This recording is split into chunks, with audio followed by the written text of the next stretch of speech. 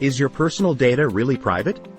Social media, online banking, and shopping comprise the majority of your online activities, but that means that much of your data is online for all to see, even though it's supposed to be private. Unfortunately, there have been some privacy breaches with credit card companies and banking sites in recent years. Does this mean that your personal data is really private? Your personal data is not private, as most are in digital files on the internet, which are vulnerable to unauthorized access from hackers. Most people unwittingly volunteer their data, which can be accessed and monetized by the companies and services they use. The rest of this video will explore critical questions related to this topic, including whether or not data is private, and some steps you can take to secure your data. Let's jump right in. How secure is your data? NBC News: there's virtually nothing you can do to protect your online privacy. Your data could be more secure no matter how strict the internet security protocols or how much money is spent on securing their sites. When users provide their personal information online, there's a level of trust that the company is taking significant efforts to ensure their data, such as when buying anything online or setting up an online banking account. Naturally, you will need to provide critical personal information, including but not limited to your banking information and social security numbers. It is challenging to know whether these companies have taken significant steps to enhance cybersecurity. In most cases, it's only after these companies are hacked that these vulnerabilities become glaring. Take the 2020 CAM4 data breach, where over 10 billion records were exposed, as an example. Who saw that coming? The internet was not built for security. While the internet as we know it today has existed since the late 1990s, it's arguable that most people don't appreciate or understand the risks associated with this technology. Accordingly, most people are not at all concerned about volunteering so much of their information on websites. With most services from banking, shopping, education, and even government resources moving to the internet, most of us can't live without them. The internet was designed to connect multiple networks and increase communication between companies and services. In the beginning, internet creators put little to no focus on securing this disruptive technology centrally. The internet's underlying protocols are voluntary, and the world governments don't want the internet secure.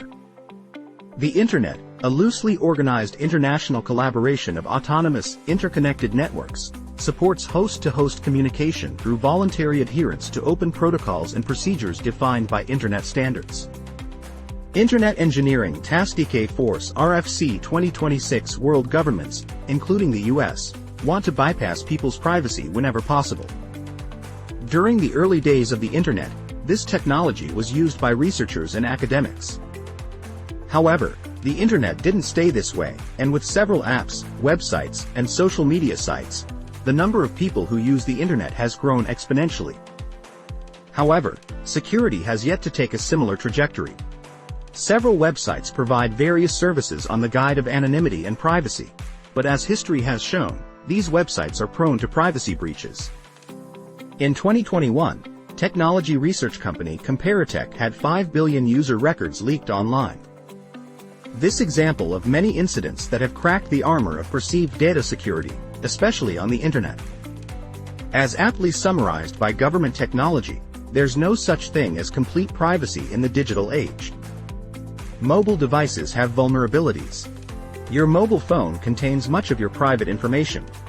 Mobile companies send patches with each software update to eliminate bugs and specific vulnerabilities, but not everyone keeps up with these updates. The same applies to your laptop, tablet, or iPad.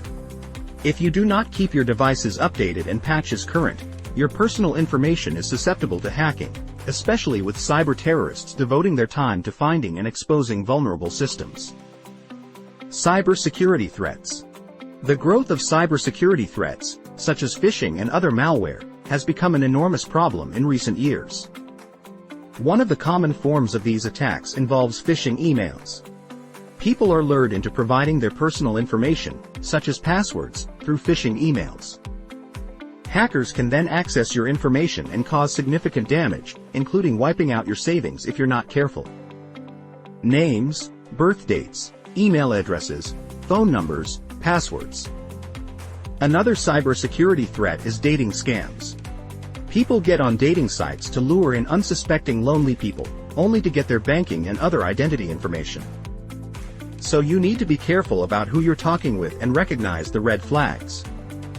App or service privacy policies and user agreements. When installing most applications or signing up for a service, users are often provided with overly lengthy user agreements. Naturally, very few people read these agreements, but some of the wording in these user agreements undermines private data security. For instance, some services allow the application to read through your messages or photos. Other services will enable them to use or even sell your personal information to other companies to support targeted marketing campaigns. An example of this is when Google was sued in 2010 for scanning their users' emails for advertising goals. Free services break even by monetizing user data in such cases. Therefore, although data security measures to prevent breaches enhance consumer trust in an organization, most people unwittingly allow companies to sell their personal information by not reading the fine print.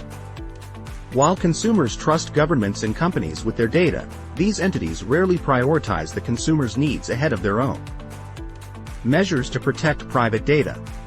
If these issues scare you into not wanting to use the internet, don't worry. There are things you can do to protect your private data while still enjoying the benefits of the internet. Keep your account secure. Consider changing your passwords every 2 weeks to keep your account secure, or you can secure your online funds with a 2-step verification. After inputting your passwords, the site will send a temporal code to your phone that you have to input to log in. This step will secure your accounts, and you can quickly know when someone is trying to access your account.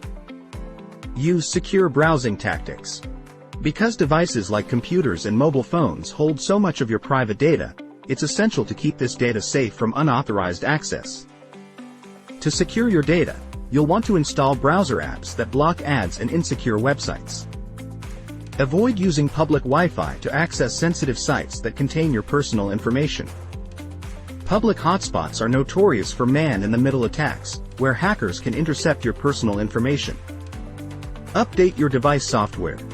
Phone and computer operating software providers release regular updates which feature new security features and specific improvements.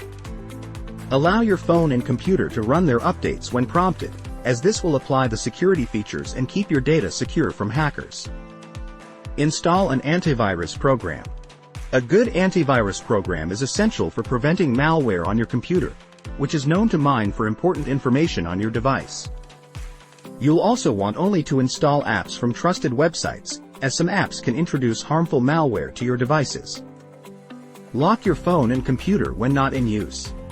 Mobile devices and laptops contain much sensitive and personal information and are prone to theft or loss. Therefore, it's essential to plan ahead so that your personal data does not fall into the wrong hands in case of theft or loss. That means you'll want to lock your phone in case of theft or loss immediately and set a strong passcode to prevent unauthorized access. For your laptop, encrypt your laptop's hard drive so that the data is essentially unusable without the key or password. You can't secure your data 100%. Even with these measures, your data is still not private because much of it is contained by the websites you use. Achieving greater data privacy would require a more rigorous approach, including deleting your social media accounts, shopping accounts, or web service accounts. However, trying to pull yourself from the internet may be challenging, especially given these services' convenience. Key takeaways. The internet has provided access to a wealth of information. However, the internet has also resulted in much personal data going to the web. Your personal information is at risk if you use the internet to access any web-based assistance. Your personal information is not only accessible and can be monetized by the companies that offer the services of selling personal data, but hackers can also access it. Thus, your data is rarely ever truly private,